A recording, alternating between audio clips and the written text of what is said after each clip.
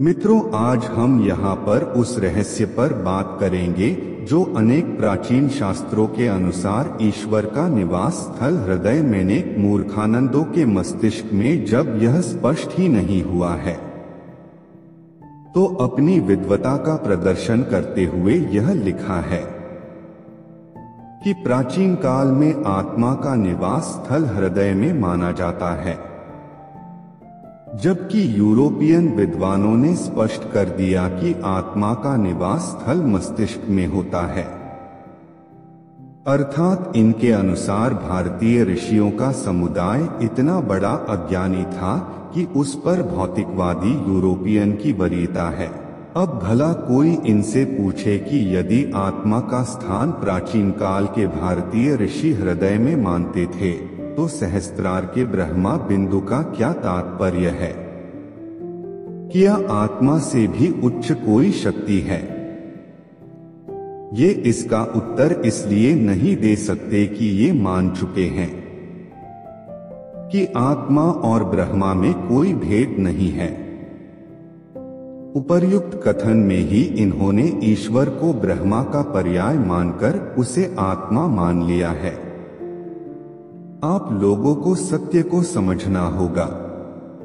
यह सब मूर्खानंदों ने जिन्होंने पूरा जीवन यूरोप में प्रवचन के नाम पर अपनी उच्च ज्ञान संस्कृति को तुच्छ करके भौतिकवादी यूरोपियन विद्वानों को वरीयता दी और पूरा जीवन यूरोप में बिताने व प्रवचन करके भारत में महापुरुष बने, और आज उनके चित्रों पर लोग बड़ी शान से माला चढ़ा रहे पर वे ये जानने का कभी प्रयास नहीं करते हैं कि हमारे अध्यात्म की भारत में, हमारे देश में, हमारे समुदाय को जरूरत थी, या विदेशी लोगों को वे भौतिकवादी और हमारी संस्कृति अध्यात्मवादी पर ऐसे लोगों की वजह से हम भी भौतिकवाद का शिकार होकर अपनी मानसिकता को पूरी तरह बदलकर दिशाहीन हो चुके हैं।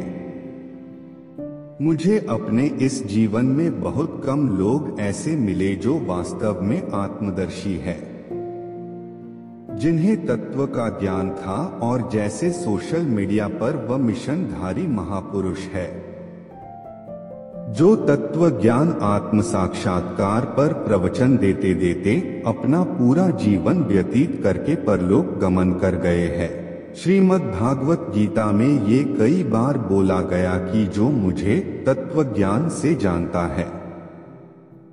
श्रीमद् भागवत गीता के लगभग 5000 विद्वानों ने टीका किया पर इस वाक्य का उत्तर गोल ही रहा है।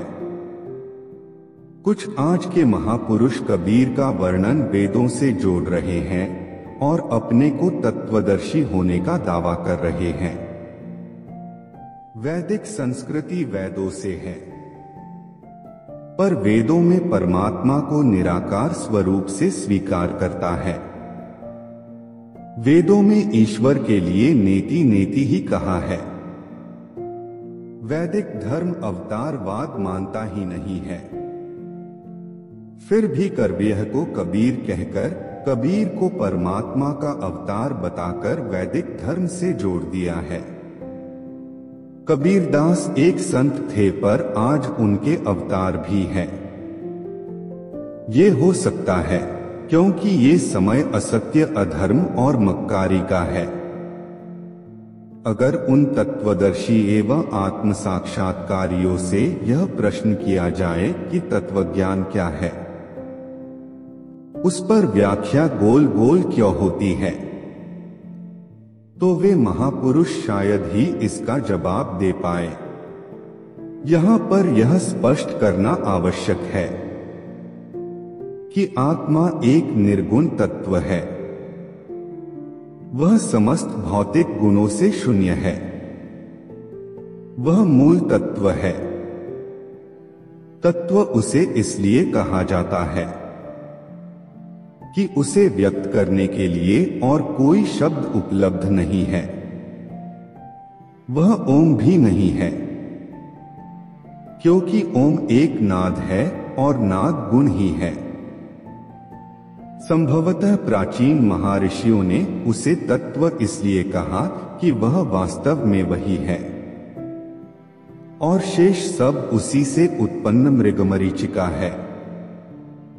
जब हम एक इकाई के रूप में इसका नाम लेते हैं तो यह आत्मा है, और जब संपूर्ण ब्रह्मांड और उसके चारों ओर व्याप्त अनंत तत्व सागर को इकाई मानकर पुकारते हैं तो यह परमात्मा है, चूंकि विश्व की विभिन्न इकाइयां भी धोखा है।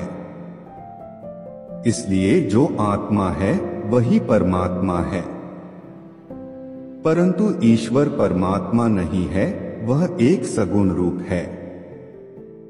इसके लिए उपनिषदों में कहा गया है कि उस पुरुष ने कामना की कि 1 से 2 हो जाऊं और आधा शक्ति उत्पन्न हो गई।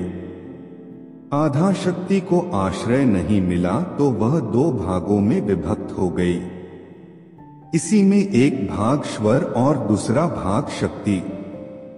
यह ईश्वर ही शिव है, इसलिए इसे देवताओं का अग्रज माना है। यह सगुण रूप है, यह परमात्मा नहीं है। इस प्रकार शाक्त व्याख्या के शिव और सदाशिव में भी भारी अंतर है। शिव सगुण रूपधारी है और सदाशिव निर्गुण है। ये परमात्मा के ही पर्याय है।